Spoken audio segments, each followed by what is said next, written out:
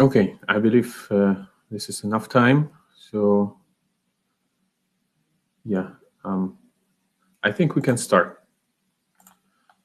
So once again, thanks everyone to join our 9th NGN Majlis. Today we have very interesting topic to discuss. It is external attack surface. So we will discuss what is external attack surface and why it is important and what is the different, I would say, concerns related to your external assets and how, let's say, the most efficient way to monitor and respond on the threats and issues related to the assets which is publicly available from your organization. I will present the speakers today. With me. We have Mohammed Sanat, a Senior Manager of Information Technology at Sneak Insurance. Good morning, Mohammed. Good morning. We also have Mr. Shah Alam, the Cybersecurity Manager at Alubaf Bank. Nice to see you, Shah. Yeah, good morning. Good morning, everyone. And also we have Sven Hers, our cybersecurity expert from Group IB. We have a lot of knowledge related to the external attack surface management. So good to have you, Sven. I hope you can hear us. Okay. Now I will just. Okay, great. So now, Sven, your camera is working, I assume. There you go. Can you hear me now? Yes. Great. Very nice to have all of you gents here on today's sessions.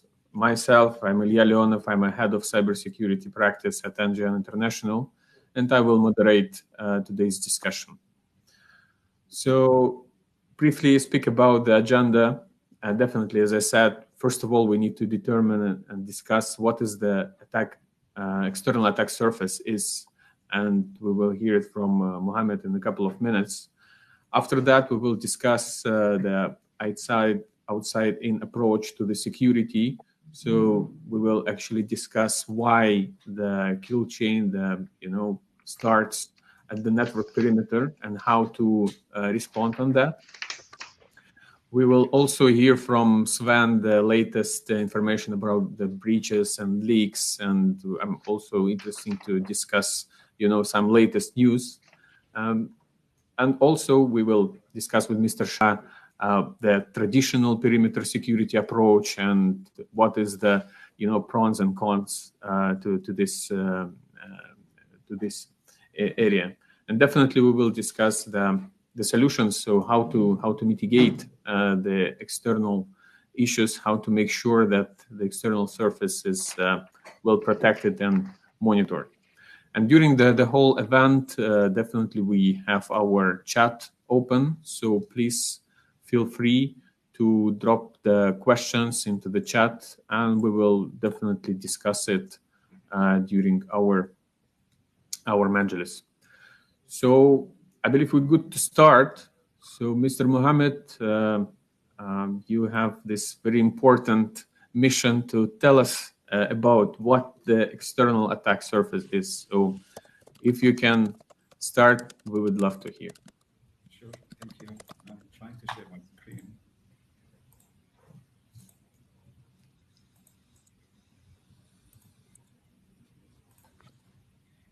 Okay. Yes, yeah. Okay. My name is Mohammed Sanat. I'm Senior Manager of the IT Department at Sneak Insurance Company. Firstly, I would like to thank NGN for this kind invitation, and I'm pleased to be part of this panel.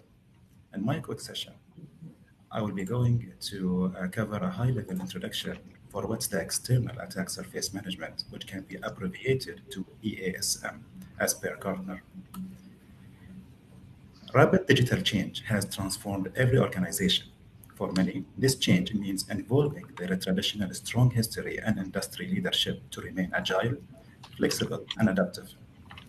Over the years, we've seen an increase in the complexity associated with the attack surface because of all these new digital channels.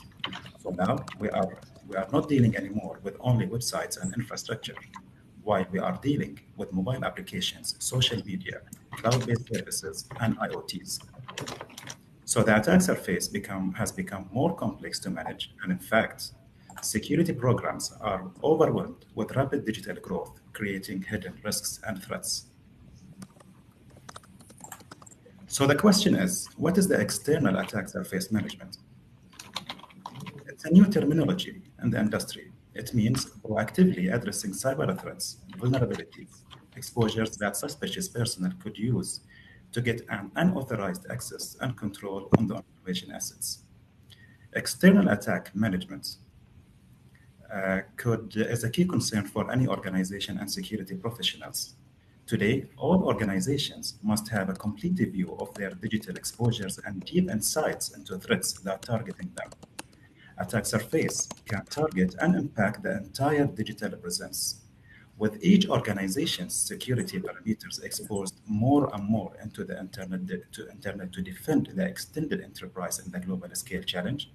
A question that might be asked by anybody today, that what are the core functions of the external attack surface management? The answer might be simple: attack surface observations along with the attack surface intelligence. Attack surface management must extend teams and programs outside the firewalls to address all threats and exposures that are associated with their digital presence. However, extending security across the modern enterprise attack surface is not possible without having an updated inventory of the organization's information assets. Digital assets can be classified into known, unknown, and rogue assets. Starting with known assets, as they are the assets that are accounted for and owned by the organization through personal or technical controls, while unknown assets are unaccounted for by the organization but have an association. Last but not least, rogue assets are created by unauthorized suspicious personnel to harm the organization. Based on the asset classification, a tailored security intelligence shall be applied, where security teams can pinpoint how and where the organization is being exposed. With the attack surface intelligence, security divisions need the ability to hunt across their extended enterprise, including vendors, partners, and internet assets. When an alert happens, attackers will prevent from being detected, reaching deeper into the organization's environment and taking more advantage and ground with the ransomware, denial of service, and disclosing sensitive business data. Today, all organizations and security professionals must scale and enable security operations by automating alerts and reliable correlations to quickly find threats actors and the corresponding tools and infrastructure. So by simultaneously combining attack surface management with the attack surface intelligence, security teams can be enabled to ensure a proper visibility for monitoring current threats and secure a reliable level of protection for the organization. To show how attacks are going and increasing rapidly, we look at this chart here as we have few historical examples of attacks. Back in 2004, we've had the first bank major attack where commercial phishing is born. And over the years, we saw that continued attack went against web browsers, web applications, and then we started to see first attack for smartphones and mobile applications. And then we've had a couple of mega breaches that have occurred where over than 1 billion records have been stolen. And then incidents started to be reported from the social media. And then the impact of the ransomware attacks started to make a significant impact and brought some entire businesses offline, making a massive major impact for the affected victims. What we can clearly conclude here that over the time, attacks and electronic criminals has become more serious, complex, advanced, and sophisticated. Moving into the biggest data breaches for the 21st century, where in the left-hand side in this slide, we have the table which includes the number of companies along with the number of associated accounts were compromised when the company was breached. On the right-hand side, we have the way where the company was breached, where in some cases we have two stages attacks, and in some other cases is a more of a direct attack. Starting with ePay, as they've had suffered from a spear phishing attack, then they had a vulnerability that has been exploited, making 145 million accounts essentially released. We had Target Stores Company, which had a spear phishing attack to one of their trusted vendors, which led into the Target's network and made a breach of 110 million accounts. What we can conclude here, if we have hundreds or thousands of digital assets, attack might be not that sophisticated, while it can target the weakest points to affect a single asset and make the breach. When any organization performs attack surface analysis, they could choose to look at how a suspicious person is sitting in a faraway place and can access their insider data stores through the organization's digital channels and internet-facing services. In this slide, you can see the main four steps to start with, where step number one is to discover your digital and physical assets to build an updated, accurate inventory, where step number two is performing a risk assessment and utilize the various assessment methodologies and techniques like vulnerability assessment and penetration testing. Let me put it this way. For the external attack surface, it's like you have a house which has a window that faces the external world. You should not only look at the window and assume that it's safe. However, you must knock on the window to prove that it's reliable and not cracked. Step number three is the prioritization model that helps the organization to prioritize risks based on their impact and likelihood. Step number four is the remediation to tackle out vulnerabilities and reduce the corresponding risks that are not being accepted by the organization. In short, external attack surface is more about a continuous discovery and complete the vulnerability assessment and penetration testing circles to orient SOC and red teams' efforts accordingly. I hope I was able to give a high-level idea regarding what the attack surface is about, and that's all from my side. Thank you very much. Thank you, Mohammed. Very, very interesting. So, what I've got from you, so like I always have this question in my mind. So, okay, we have the external assets, right? And as the financial organizations or I don't know IT companies, we are doing the vulnerability assessment and penetration testing on the web services. But what I've got from you that it's not enough.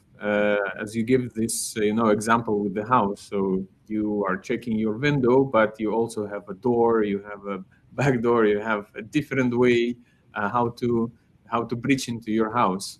So from your perspective, so the APT, is it enough to make sure that all of your external assets are, I would say, well protected and don't have any vulnerabilities? I believe VAPT alone is not enough, where it should be combined and mixed with other methodologies. Today, you can't protect what you can't say or what you can't see. So you have first, because today we have, let's say, lack of centralization with the current developments to work from home, with, let's say, a segregation of the duties between the departments. Many departments started to bring new digital channels on board. Some marketing teams, they started to initiate and develop some new digital channels. So now we are not talking about centralization anymore, because earlier everything was like used to go through the IT channel to go live through a certain calculated cycle. But now we have decentralization model while all departments, they started to develop and go live with different various digital channels. So in order to aggregate everything and discover all assets, we have to change the methodology. We have just to widen the scope of the discovery in order to first limit your assets, discover them properly, and not to do that as a one-time activity where it's a continuous process. And then you have to start with the vulnerability and penetration testing and tackle out what are the vulnerabilities with high risk that cannot be afforded and accepted by the organization itself. Exactly. Very good point. I agree with you. So just to add here that, vulnerability assessment and penetration testing definitely is very important, but, to, let's say, mimic the full reconnaissance phase of the attack on your organization, we are talking about some different methodologies, as you mentioned. Yeah. Okay, great. I believe I have a poll question for our attendees. So, are you aware of the vulnerabilities in your organization attack surface? So we actually discussed with Mohammed that, some information you can get from external VAPT, some information you can, collect from other sources, but in general, are you sure that all of the vulnerabilities that your organization faced is it under control, I would say, and you have the full visibility on that? Shah, what about you, by the way? So how do you find this question? So how we can make sure that all of the vulnerabilities from the external point of view are let's say the company is well aware about these vulnerabilities. Yeah, as you mentioned, I mean, these days, or I would say the traditional way of managing vulnerability is not enough because we have lot of digital footprint of our organization, which is like blind spots. And until unless security teams are not aware, and most of the time they are not being notified about the new assets. So without knowing the asset, it's difficult to put the control. So it is really important in today's world that to have a good control on external attack surface where you know the blind spot of your Exactly. infrastructure. Yeah. Exactly. Thanks for that. I believe we have some results of the vote. I don't know, is it visible for everyone? Definitely we will share it after the event. So it's quite interesting. I can share the results. Yeah, can you see the results? So most of the people they have some idea about the vulnerabilities. We also have around 20% of very confident people who aware about everything which is related to the organization attack surface. So, okay, that's interesting. Great. So, moving forward, Mohammed actually mentioned a couple of very interesting, breaches and cases, attacks, which starts with, this external vulnerabilities and lead to the huge leakages or big damage. So, we definitely have this, happening every single day. And I would like to hear from Sven because he's, have all of this knowledge about the latest, trends, latest breaches and leaks. So Sven, if you can just give us some, interesting stories about what is happening around the globe regarding, some external attacks. So I only heard I want to hear from Sven, and then your audio feed went dead for me. Yeah, okay. Actually, I would like to hear you the more info about the breaches and leaks and other cybercrime trends, that you're observing in Group IP. One of the biggest ones related to Mohammed's story is that in over 50% of the cases that we as Group IB responded last year, like DFIR response for a company, it was not due to any specifically targeted attack, no zero-day exploits or stuff like that. It was usually forgotten infrastructure, people forgetting to patch stuff, forgetting that stuff is there in the first place. So yes, his point towards knowing what is there to protect is very much echoed by us. It's actually one of the principal reasons why we do what we do with Asset Zero.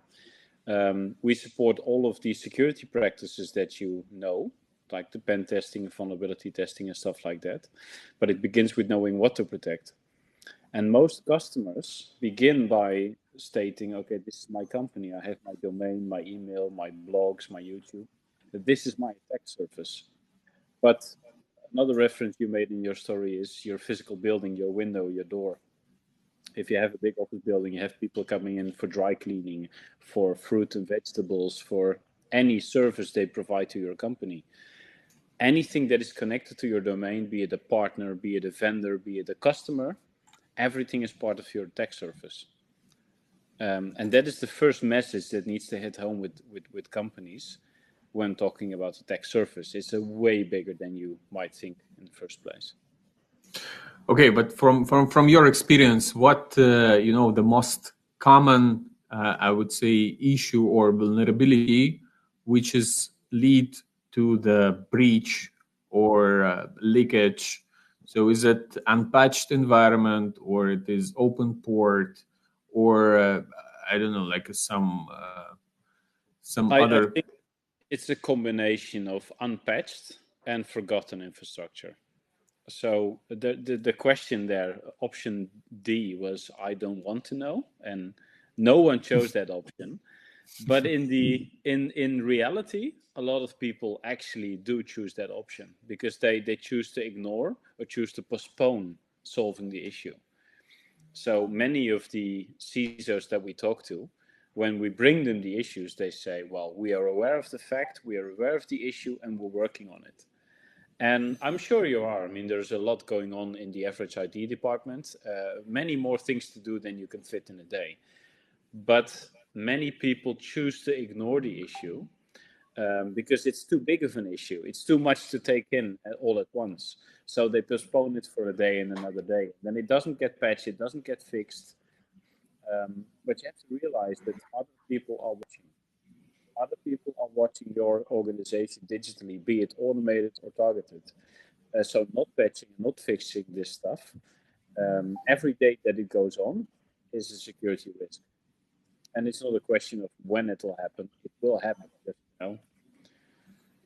how easy are you gonna make it for them? Okay, that's great.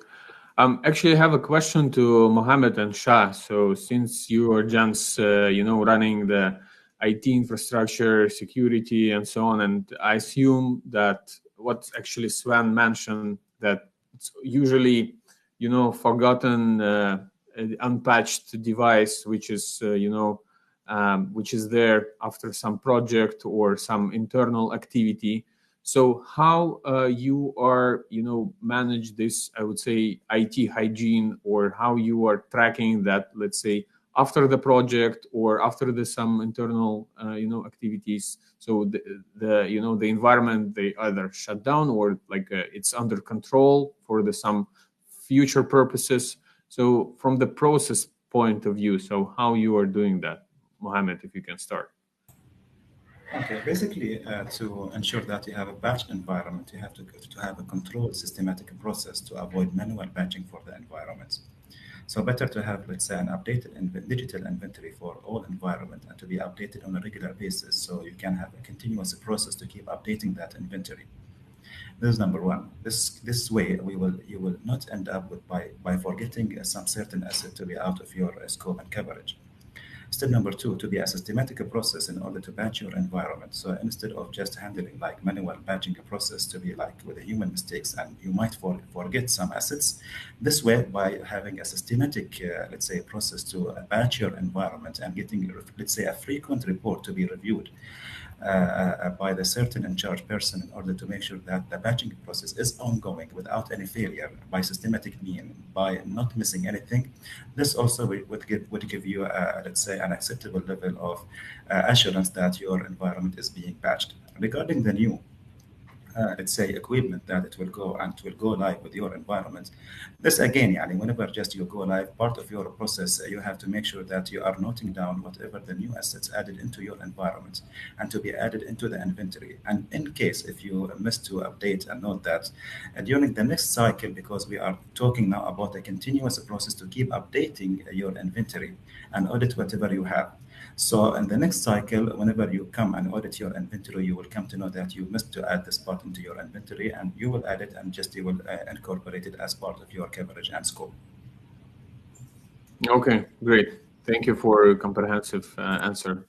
Shah, what you will add here?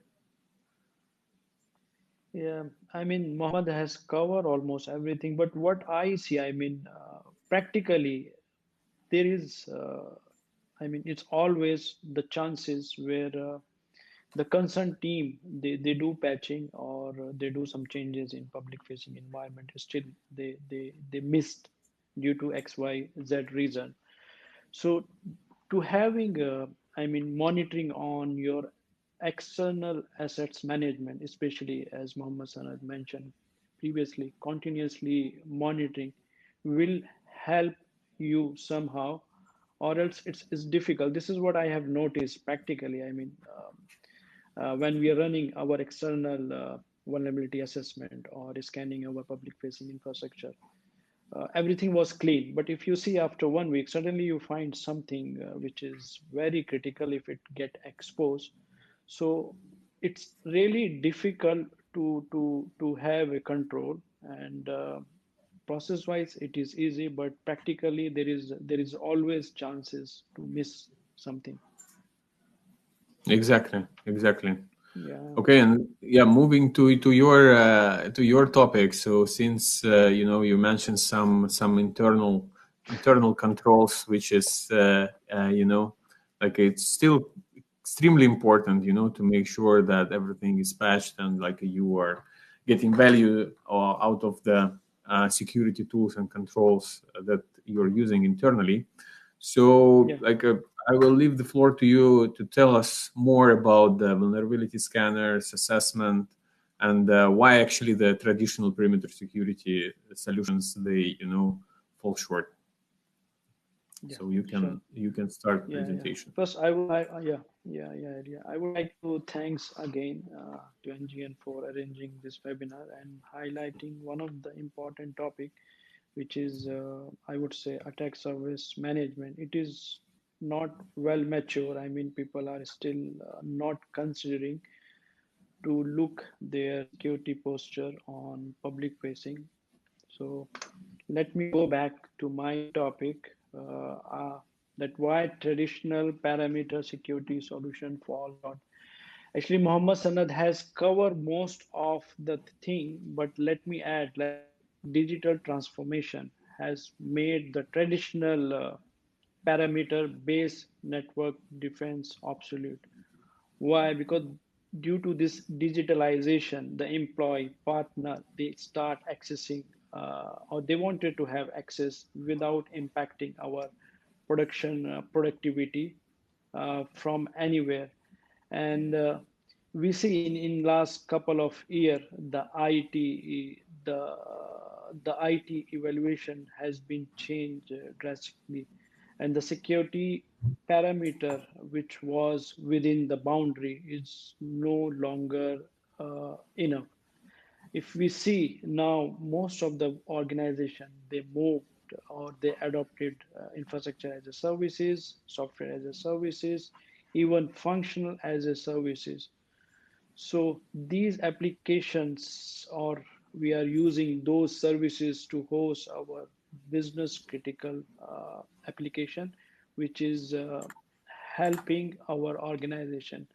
And the way we used to manage our on premises network in terms of understanding or identifying the vulnerability is not enough. We need to change the way, we need to think the way the hackers are looking. We need to identify the blind spot, or the information which is available in deep or dark web. So before those information goes to the wrong hand, we need to be very proactive, and we need to take action in order to mitigate them. So I just wanted to highlight, as it is mentioned, what is like vulnerability assessment, what are vulnerability scanner for our audience, because we have mix audience, and some of are maybe not aware. So in the traditional way of doing vulnerability assessment, we used to have vulnerability scanner. So what it does, I mean, vulnerability scanner, it identify the way you configure, it identify the or inventorize all the asset which is available in your subnet mask. It can be a server, desktop, laptop, virtual machine, and give you all this information on your dashboard. Even it can add your operating system, what are the software running, what are the firmware is running, and the vulnerability associated with them. So in part of vulnerability assessment, what we do, we see which are the critical assets for your organization. We see the vulnerability risk rating, and based on the risk rating, we prioritize, and we take action. But when it comes to our attack surface, yeah, just be a minute.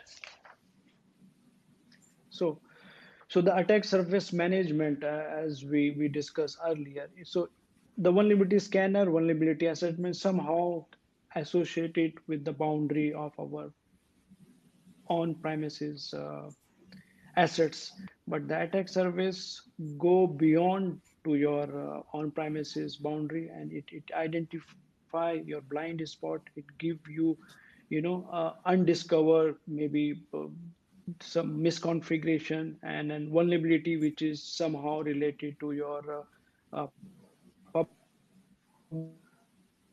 infrastructure. So you can take action immediately without with until or if it goes to the hackers. So it is always, I mean, recommended, or in today time, it is good to have attack surface management in place in order to have your security within your eyes, I would say. And one more thing I would like to add, a part of it, we discuss about the trend. So what I see these days, the trend has been changed, the way it was before. And we see the hackers become very intelligent. They start attacking the service industry, because previously they used to target one industry. Now they start focusing on service industry, which are providing services to multiple organization. And by having the control on service industry data, they can easily use those information or data to penetrate different organization. And top of it, since I am from finance sector, I see my local regulator, they expanded the control from like 6 to 60 plus, and they have baked, I would say, baked in these control within our security checklist. So they have enforced to have vulnerability assessment in place, to have external vulnerability assessment in place. Even they have mentioned to everyone to have attack surface within your parameter, within your control. So you will be more attentive or active, and you will wear the glasses of hacker to see your public infrastructure from their eye. So it is very easy, being a cybersecurity or cybersecurity consultant, to take action before it goes very far. So I would like to, yeah, end Ilya here. Yeah, Back to thanks. you. Thanks, Shah. Very important thing actually. You mentioned that first of all, the attacks becoming more sophisticated. However, what we discussed with Sven is still the techniques and like the ways how they breach to the organizations is still quite common. The unpatched environment, and again, this is what you mentioned. If you don't have this visibility, through the vulnerability scanners, vulnerability assessment, the visibility on the external surface, so definitely you will have these blind spots, which will give some opportunity to the threat actor to get breach into the environment or steal some data. And obviously, from the regulatory point of view, I agree that what we have so far in Bahrain for the financial industry and insurance, definitely it's quite challenging, but it's very healthy, I would say, step. And we expect, that other industries will follow this approach, and we will have more and more, frameworks and the policies to follow, because it's an advantage of everyone, actually, not only the companies, but your customers, your service providers. So everyone is benefit out of such decisions. I have one more question to the attendees. So how often does your organization assess vulnerability to hackers and other threats? So this is more related to the how often actually you are doing this internal assessment, or you are running let's say VAPT. So that's interesting to know. So from your experience, Shah, so VAPT, okay, we know that it's like twice a year as per CBB. But what about the internal scanning?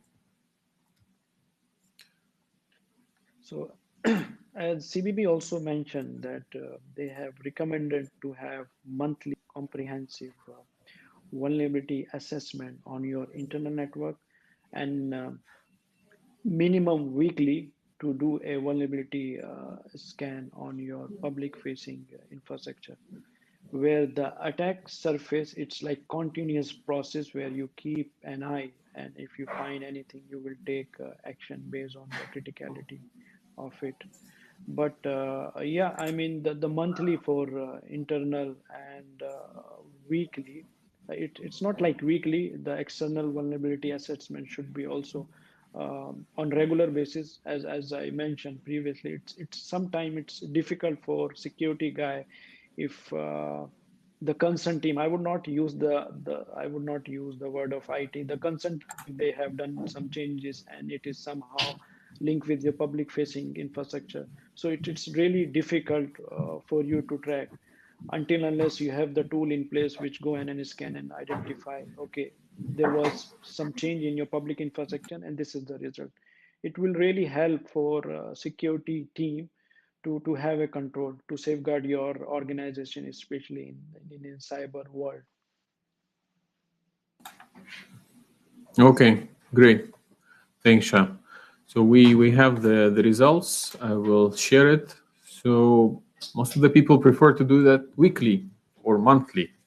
So this is good practice. And yeah, we need to, let's say, I hope somewhere in the nearest future we will do it continuously, like every day. And definitely in an automatic way to not to burn the that limited resources that we all have. Great. I see in the comments there is a discussion between one of the attendees and Sven. I see that you are responding, especially regarding 0 days. This is very, very interesting, Sven. If you can, let's say, elaborate a little bit more on what you just respond into the chat. So yeah, we can limit the attack surface as much as we can, right? But what to do with the 0 days? Well, I believe I heard someone mentioning kill chain earlier in this call, which is actually a very famous and important model to use in this case. So it basically says that there are 7 stages to any attack, starting with discovery at stage 1 and ending up with elevated or complete access in stage 7. The actual the actual exploitation is only one of those 7 steps. So while it is a legitimate threat that if you have 0-day exploitable vulnerabilities in your software, they can get used and they can get exploited by bad actors. But by using by having all these other 6 steps correctly defended and correctly monitored, you will still have a fighting chance of keeping this attack in check. So in an example, if they manage to get in through a 0-day exploit, they manage to deploy a payload, install it, and get the traffic out to a command and control server towards the hacker network. Then by actually segregating parts of your network, you will make it harder to, get into the entire organization. By monitoring the traffic not only inbound but also outbound, and this is something not many companies do, they have big firewalls monitoring and blocking all traffic inside. But not many companies actually also monitor and maintain control over data going outside of the country, outside of the company. You will still have a fighting chance of detecting these instances and detecting the traffic going out. Now, this is actually something that we regularly do when we deploy our protection framework with customers. We start actually not by stopping every attack dead in its tracks. In some cases, we will actually follow the attack, use sandboxes to actually let the ransomware do its thing, so that we can actually find the network that they're reaching out to. And only as soon as we have enough information, we can actually find more customers and companies actually being hit by these guys. So yeah, the 0-day attacks are not to be ignored. They are definitely real, but there is a lot you can do to actually defend yourself against them. Great, thanks. Another thing I want to ask you, again, this is coming from the chat box, about the dark web mentions. So from your experience, from your point of view, how important is it to monitor the hacker forums, the dark web, the leakages? I mean, so is it like a lot of a lot of cases when the organizations were breached because some of the sensitive information were popped up on the dark web, and it was used by the threat actor to breach to the organization? So what is your thoughts on that? So the 7th stage that I mentioned, having complete elevated access to one's network, that it actually becomes a lot easier if you can go to a dark web shop and purchase the credentials for whatever company you would like to access. So it is very important to monitor these dark web instances, but Google doesn't index them. And it's actually hard to keep track of how many there are.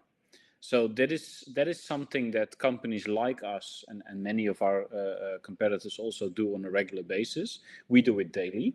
We crawl every nook and cranny of the part of the internet where normal people shouldn't go. And anytime we find any information pertaining to assets to any of our customers, then we will match the information and feed it to them through the dashboards that they are using.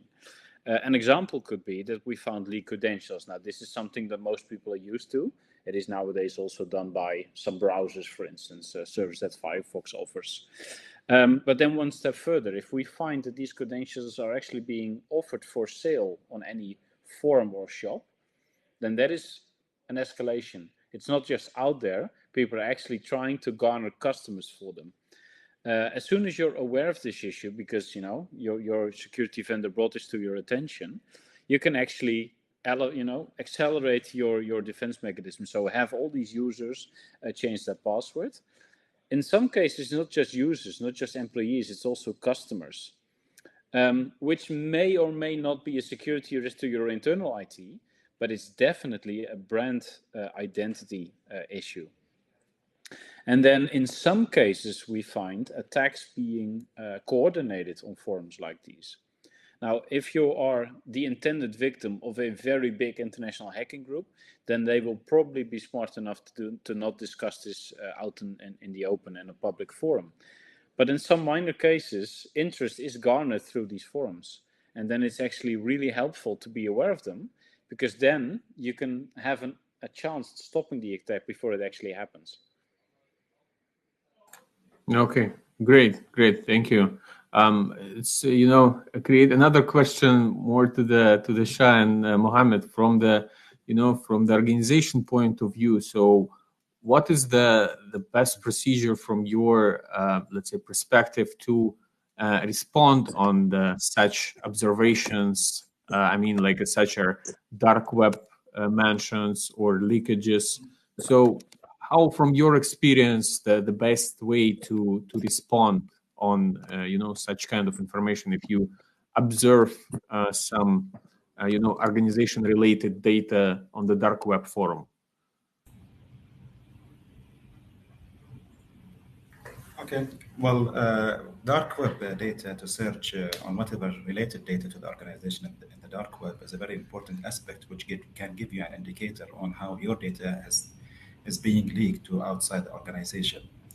However, to deal with such incidents, you have to, again, to look at your organization from an external approach or perspective. Then I believe red teams will be a good option to activate in order to see how your data is being accessed and disclosed to outside the organization. Okay. Yeah, actually, this is a very important point that you mentioned, the red teaming and such kind of services. So, Shah, what is from your side? So, how you respond on such incidents? Yeah, I agree with the Muhammad Sanat approach of red teaming. But we also see, I mean, if you come to know, as you mentioned, your data has been published on dark web and you come to know. So we see, I mean, we would like to see, or we wanted to know the impact due to that data. In some cases, like we have, our organization have offline backup in place, so they don't need to, take further action and they can ignore such data which being publicly available. Yeah. Okay. Thank you for your point. Coming back to you, Sven. So since we already discussed the dark web mentions, vulnerabilities related to the unpatched environment, open ports, issues with the SSL. So it's quite a big, scope or big volume of data or information. So how, let's say, the best way, in your opinion, to manage and to control that?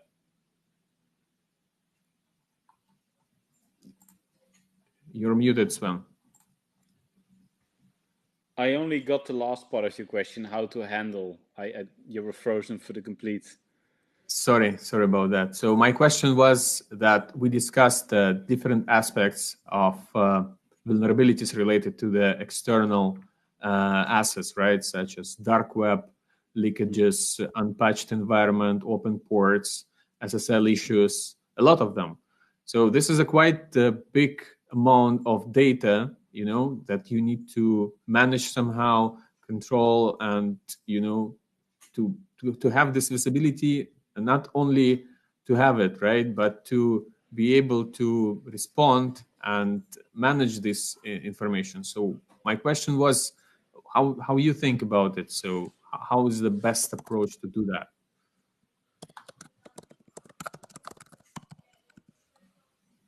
So you decide to put the answer in the chat box. Yeah, you froze up again. I'm sorry, I can't help this. halfway through your second explanation, the image went dead again.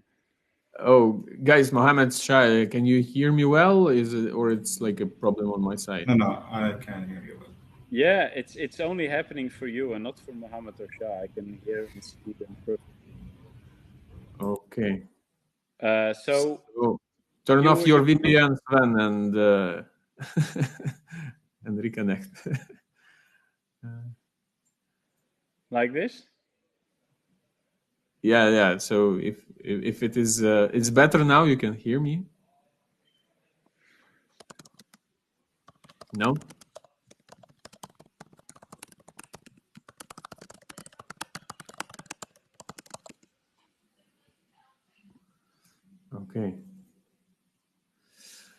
Okay, no problem. So let's move forward then. I believe, again, I want to ask the attendees. I see the discussion in the chat, so please be more active and asking the questions. So we would love to hear some more information from the chat. Not all organizations can afford red and blue teams. This is the comment from Ahmed.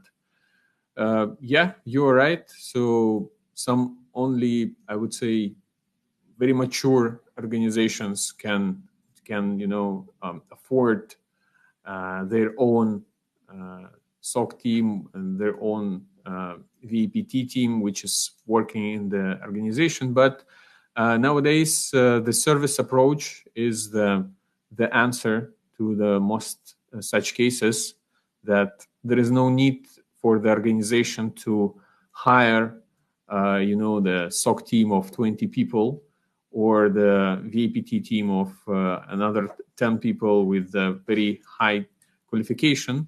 So you can just use them as the service provider.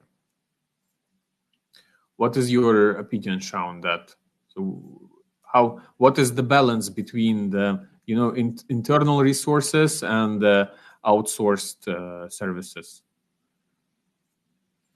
Yeah, very good question, Ilya. I mean, today it is really difficult and challenging to find a right resource to manage those services. And most of the organization, they are having an issue with the budget. So by looking all the aspect, I would recommend or advise to outsource, so that your budget wise, you can limit your budget, and at the same time you can get a highly skilled person to manage these services. Yeah. Mohammed, what do you think about it?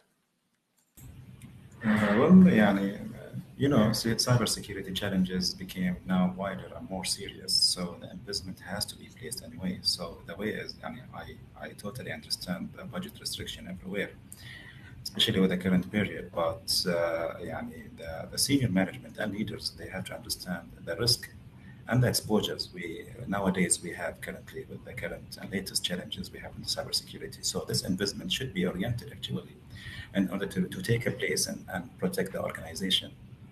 So something we cannot escape from, where we have to invest in the right resources or even services, or even to outsource these services to some competencies or some let's say, well-reputed companies in order to manage such, let's say, level of protection for the organization. Yeah, agree with you. Thanks for your point. And this is actually was my question to Sven before he dropped, that the volume, the size of the information, especially related to the external assets, as I said, dark web mentions, SSL, domains, servers, and so on. It's the tremendous, volume of data. So that's why it's better to use some kind of tool to organize such information in very, informative way. Because again, since the organizations, they're limited in their resources, they have a very a short time to manage such kind of information. And definitely the service approach, as you correctly mentioned, Mohammed and Shah, that it's also could be a key to this question, that you can outsource, let's say, completely dark web monitoring or external attack surface monitoring service to the service provider, and you will get resources and you will get the tool. So everything in one, I would say, in one bundle. Sven, are you with us?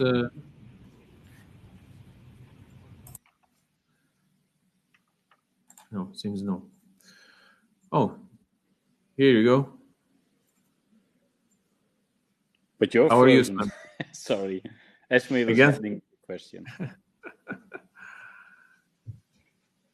Okay, maybe you should turn off your what is that called, VPN from where you are connecting to our Majlis. Okay, I'll turn off the video. So, what is your question? Yeah, actually, we already discussed with Shah and Mohammed what is the, let's say, how to manage all of this information about the vulnerabilities related to the external surface, since we have a lot of data. So, what is your thought on that?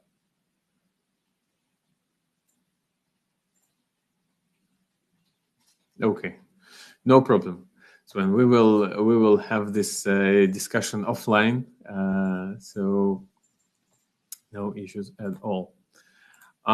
Let me check what other questions do we have in the chat. So I believe we can. We're pretty almost done. So I believe we can, let's say, share the questions. So please, for the attendees, if you have something to ask, please feel free.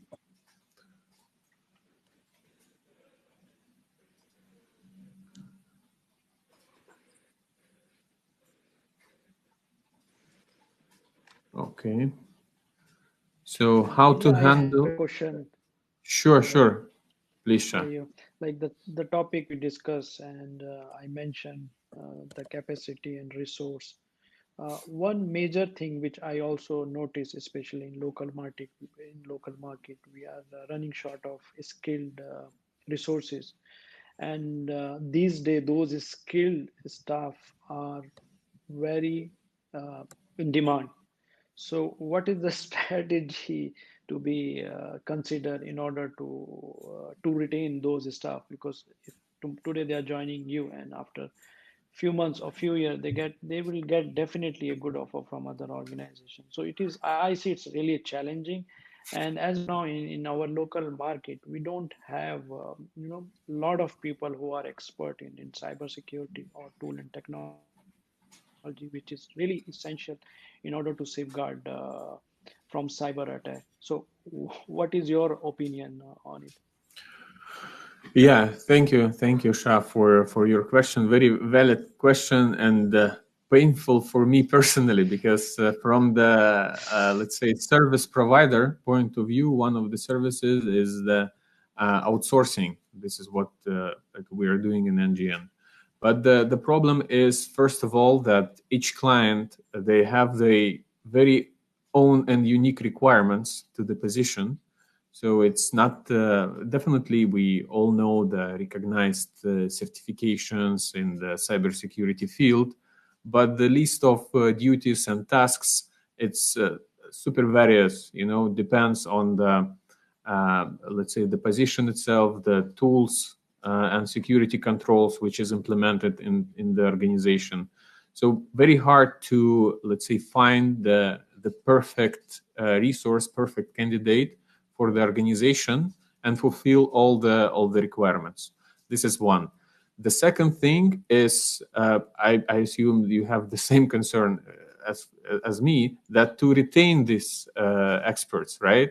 As you said, even the let's say not the fresh grads, but the people with the not huge expertise and experience into the field, they are catch real quick, and within, let's say, 1 year, you will have, I would say, a solid security expert in, I don't know, in the governance or in the, I don't know, managing the security tool or analyze the security incidents.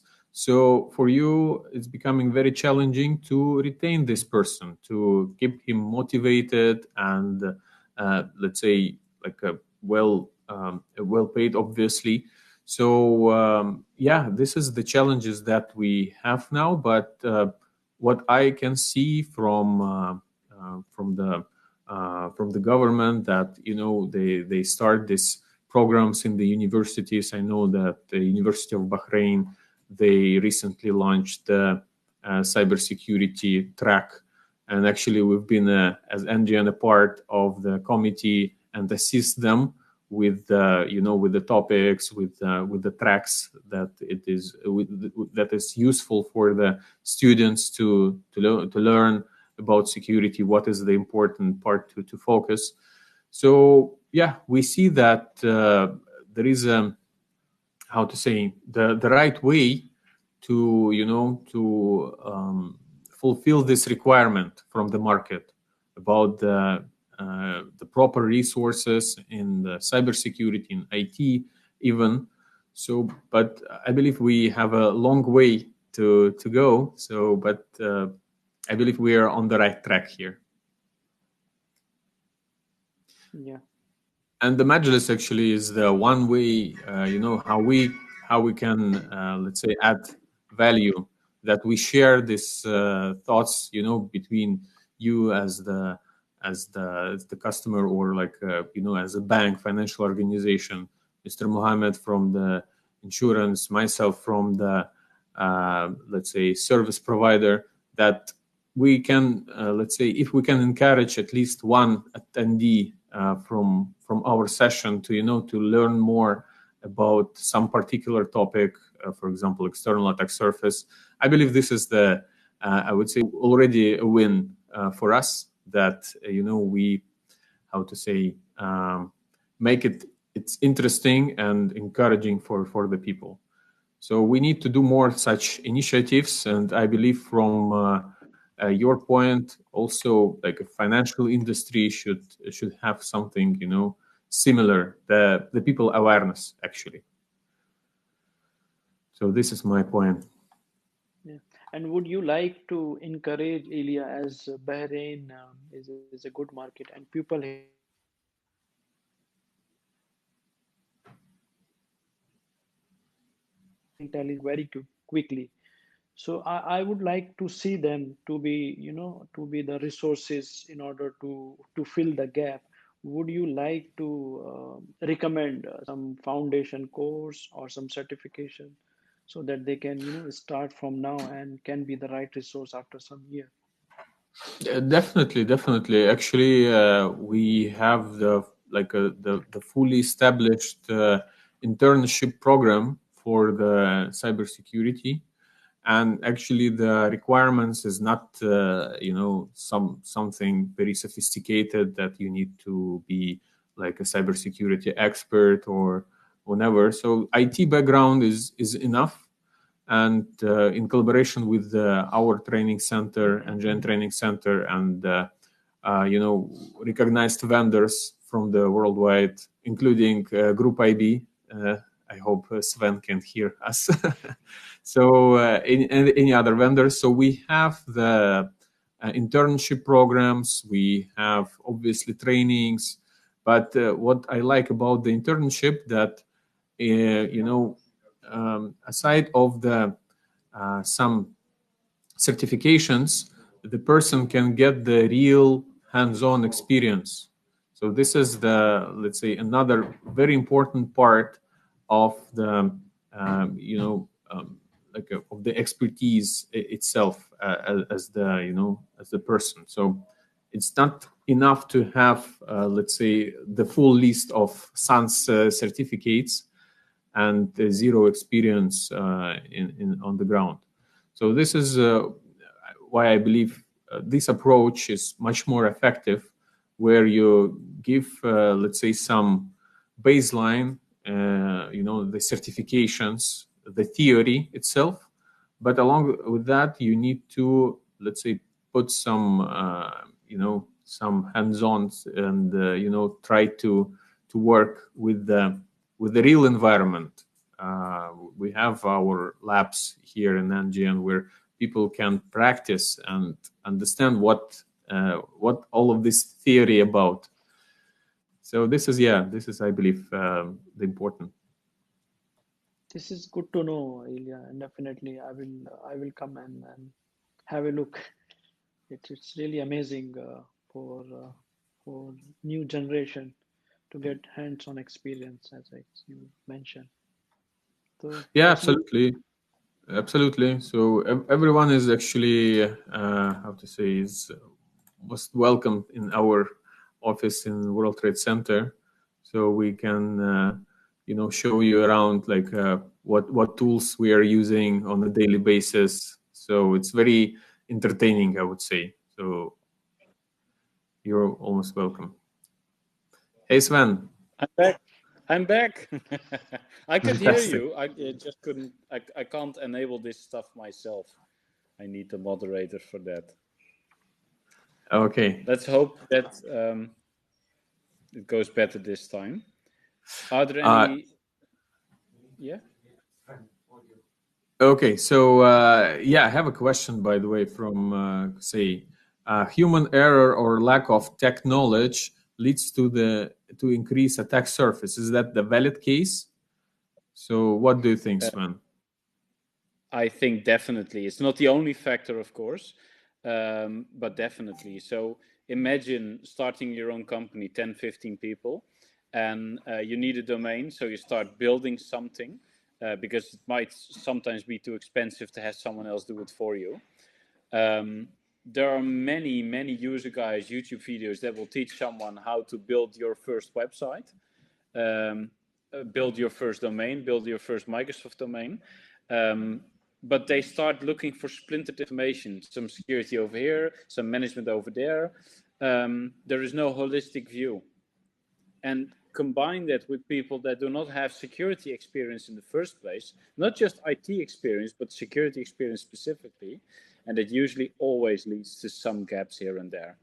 But don't beat yourself up about it. We monitor some of the biggest companies in the world. Sometimes companies who have their own security departments. And we find the biggest, the most egregious holes in their security as well. So it happens everywhere. And yes, a lack of knowledge is going to make it worse. But there are many companies out that specialize in improving this for you. And it begins with just having the visibility that Mohammed already referenced in the beginning, just making them aware, just showing them what an attack surface is, and then giving them the opportunity to see how to improve it. Okay, great. Thank you. Okay, I believe still if anyone from the attendees can add some question, we here to answer. So along with that, I've just dropped the link into the chat box, so you can go through this link and share some information about your company, and we can do some external attack surface vulnerability report, I would say, because in cooperation with Sven and Group IB, we are using the tools called Asset Zero, which is external attack surface management platform, which is monitor all of the vulnerabilities that were mentioned during today's session. So if you're interested, so just leave some, fill the form, leave some details, and we can provide you this data. Okay, I believe we have one more question. Trust No One, does this new technology platforms expand the attack surface? So I'm actually not aware. Did I miss something during my period of being offline with reference to Trust No One? I'm not sure. So if you can elaborate more on that, we all actually curious.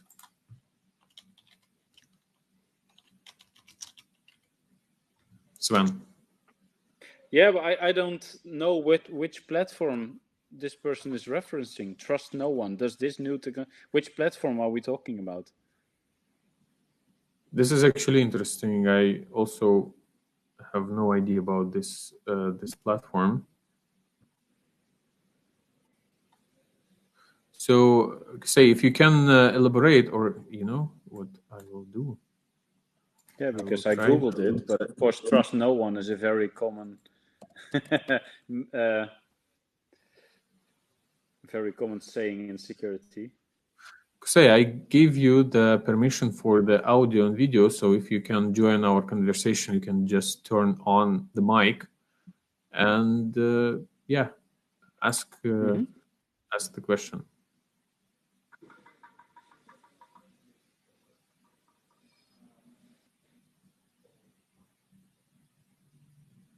Or maybe they're just typing.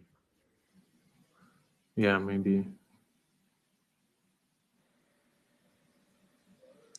In general. Okay.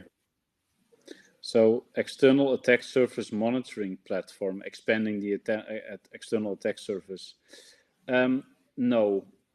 So I'm going to answer this one specifically before someone expands the question later.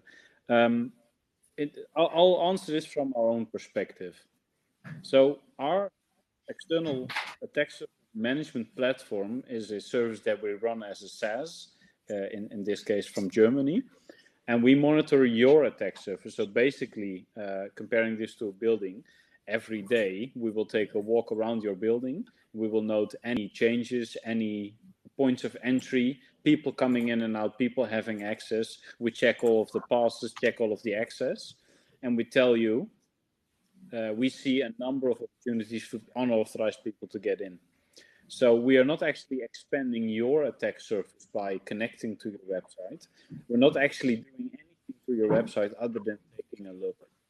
So ringing the doorbell, checking to see if the windows are closed without actually, taking hold of them and pushing them in and out.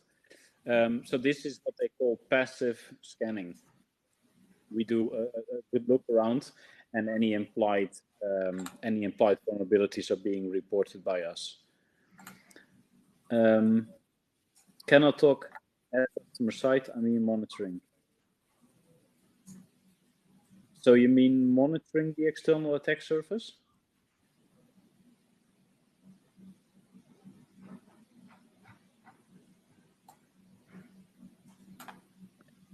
Yeah, that's basically just taking a look. So you have to realize the information that we report on in Asset Zero, again, talking from our point of view, is mostly public information.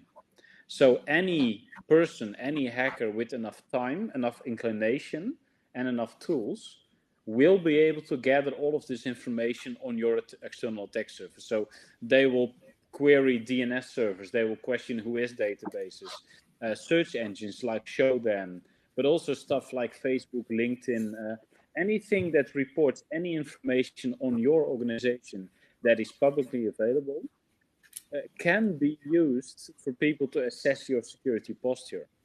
There is this method, it's called OSINT. You can Google OSINT. It's basically gathering intelligence based on publicly available information. So if we can see anything that is a security issue, the stuff that we report on, then you use someone else to see this information. Other people other than the ones who should have access to this. So there is, whenever we show people a report, and you can take up Ilya on his offer to send you a free report that we will produce for you. We will actually show people how we find the information that we report on. So it will become immediately clear, and we also include a map that actually shows you visually what your attack surface looks like. It will immediately be clear what your attack surface is and why it is an issue. So no, monitoring your infrastructure, your domain, your external attack surface means no extra risk to your organization other than the one that is already present. We will just show you the risk that there is. Now, of course, if you do active vulnerability scanning, like the previously mentioned vulnerability testing, for instance, then one of the key points in this is to actually try to exploit common vulnerabilities. Now, the log4j that was mentioned previously in chat is actually an example of an exploit that can usually only be found by exploiting it. And that is something you don't usually do to companies you don't know, or without any consent from the customer. So it is a bit harder to search for those unless you have a relationship with a vendor like Group IB that actually does so on command. I hope this answers your question more fully. Yeah, that's pretty clear, Sven. I have a question. So you mentioned the OSINT, but what if, let's say, we compare the ESIM with the reconnaissance phase of pen test? So during the reconnaissance phase, we also collect the data about the potential victim, I would say. But how ESIM can how it's respond to that? So pen testing and ESM actually do not replace one another. So I can't speak to every competitor and every tool, but in the reconnaissance phase of pen testing, you would normally find a lot of the things that we also pertain to find with Asset0.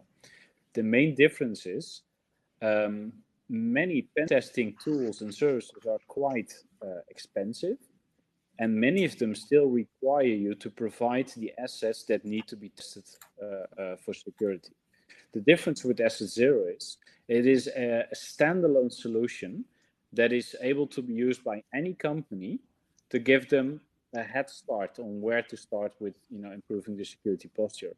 Many competitors only offer attack surface management as an added service on top of their existing security portfolio, not the other way around. There are a lot of companies out there who do not have the budget or the inclination to purchase large and expensive security portfolios from big vendors that could cost in excess of many hundreds of thousands of dollars a year. They just want to start, what is an attack surface? Do I even have an issue to begin with? Or they're simply too small to make that expense. So they want to start with attack surface management, because then they have a lead to start working on their own security. If they find that the only issue they have is missing DMARC and SPF records, well, put someone on it and fix it. You don't need to pay Fox IT $100,000 a year to do that for you. So there is a very real and upcoming market interest in specifically attack surface management, because in some cases the company just isn't big or important enough to warrant complete pen testing. And even then, we usually find more assets than they were aware of and that they could find through other services, because we keep expanding the tests and the sources we use every day. And the only advice I could give you in this case is compare them, try them both and see which one you like best. We actually provide trials, so if you want to see where the proof is, I'm more than willing to give you a few weeks of using our service to assess this for yourself. Thanks, Sven. I've just put once again the link for the free report. So please, let's say, put some data regarding your organization, and we can prepare this report for you. For your point, Sven, just want to add, I agree that VPT and ASIM, this is the different services, and actually you need to do both. And even the internal vulnerability scanning, it's also like, the important part and shouldn't be missed as any other security tools and controls, which is, you have in the organization. So external attack surface is not the replacement, actually. It's good addition, good value addition to the visibility of assets that you have. Okay, so I believe we are almost done. If there is any other questions, yes, Shah. Yeah, I have one very common question for Sure. Swan.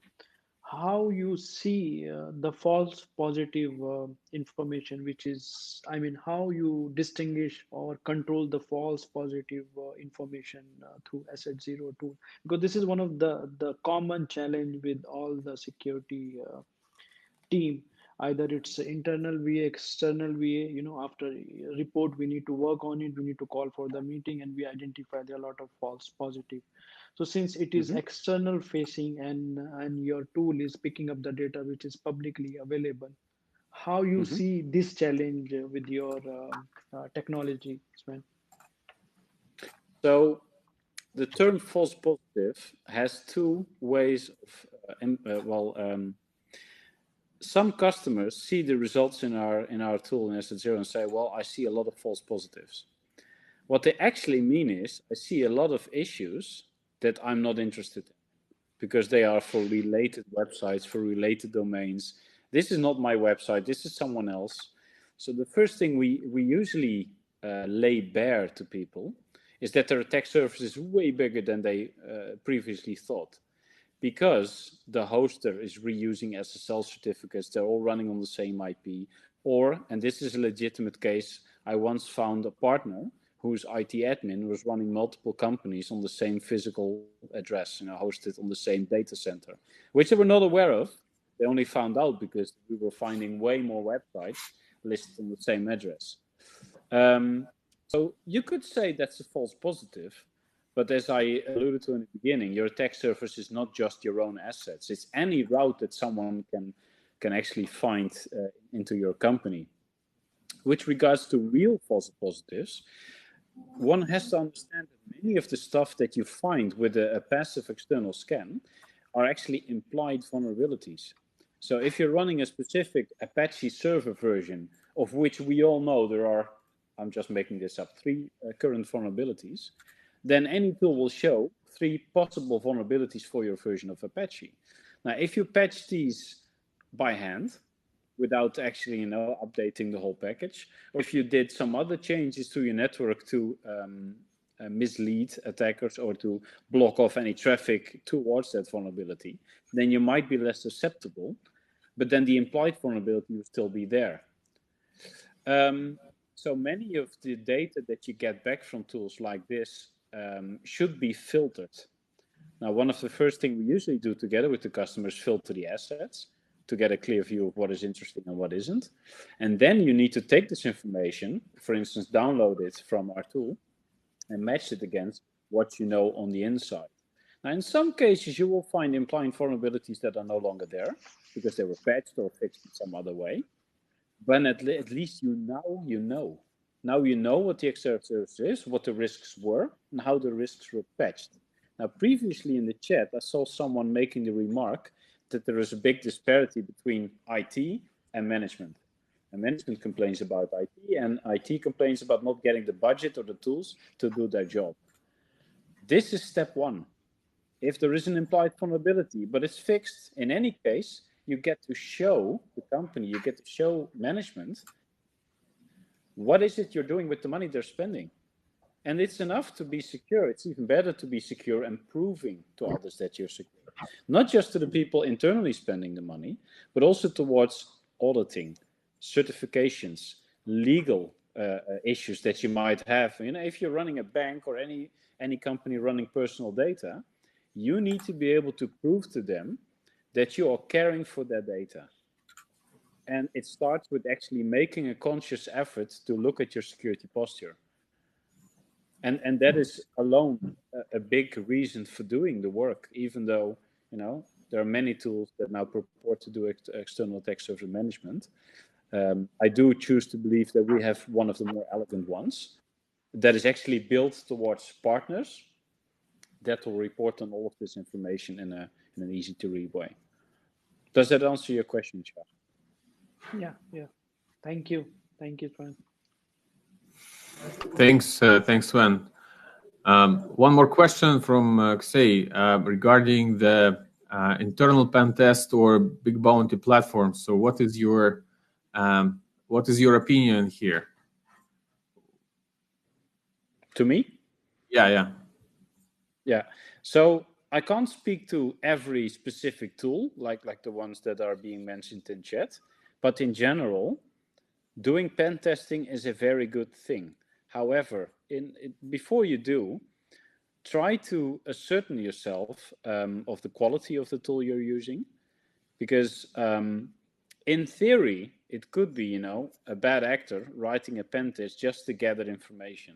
It is not unheard of people, offering free tools on the internet or security tools that actually have another sideline business going on. So yes, do internal pen testing, but at the same time also do some threat hunting on the inside. So reach out to one of the security vendors that you already work with, reach out to NGN or maybe to Group IB, and have one of the bigger names or one of the vested companies take a look at how you are testing for vulnerabilities.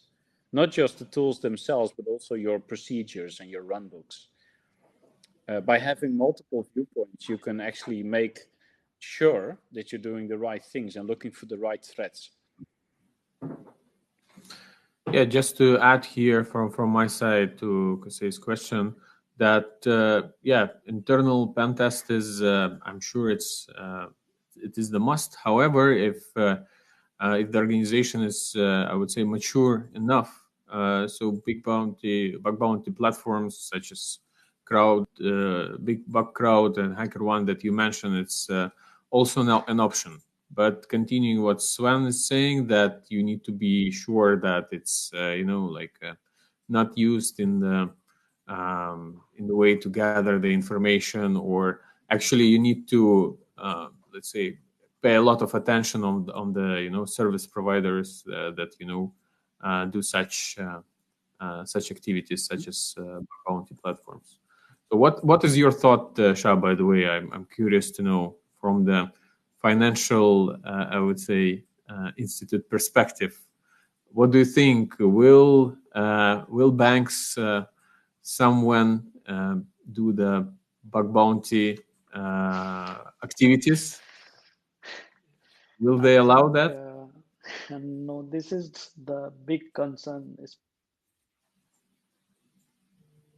in financial sector. Although for other company or non-financial, it is a good option, like this has mentioned. So they can run some bug bounty program, and they can able to get the finding easily. But yeah, it's too early to say anything. But as of now, it's I mean, it's really difficult. Exactly. To say saying yeah, that we will be rich in that case. Yeah. Exactly. Yeah. So soon, I mean, in future, maybe this will come up, and financial sector may adopt methodology in order to get weakness on their public facing Sure. infrastructure. But as of now, due to confidentiality, yeah.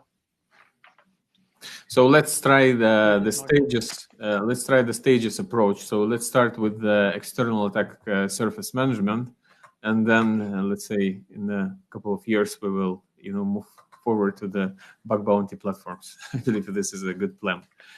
Okay, thanks, gents. I really appreciate for your time and very valuable inputs. Thank you, Shah. Thank you, Swan and Mohammed. So I was really enjoyed. I hope that Ted is also like our today's session. So thank you very much, and we will be in touch. And if you have any, let's say, I would say, idea or suggestions for the future topics from the industry experts, from the from the attendees that we had, so please reach us. Let's do it together. Thank you, everyone. Thank you. Thank you, guys. Bye-bye. Nice to have you. Bye.